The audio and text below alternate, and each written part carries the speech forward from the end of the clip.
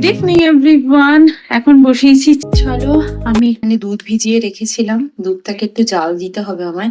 এই দুধটাকে জাল দেবো। আর এখানে আমি পনির রেডি করছি, এটাও জেলে নিতে পারতাম রুটি করার জন্য।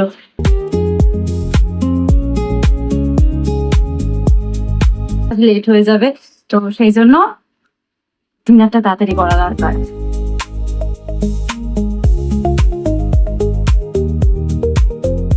আমার সোফার ওপরটা দেখে রীতিমতো কান্না পাচ্ছে, সিরিয়াসলি বলছি। এমনি অনেক রাত করে ফিরেছি, আর যখন রেডি হচ্ছিলাম খুব তাড়াহুড়ো করে রেডি হচ্ছি।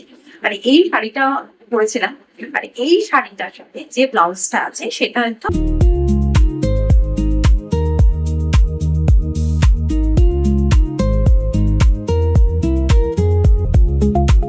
বেরোলাম হাঁটবো বলে, চলো কি আর করবো, তা তো হয়ে আমও আছে, জিনিসপত্র গোছাতেও হবে, চলো।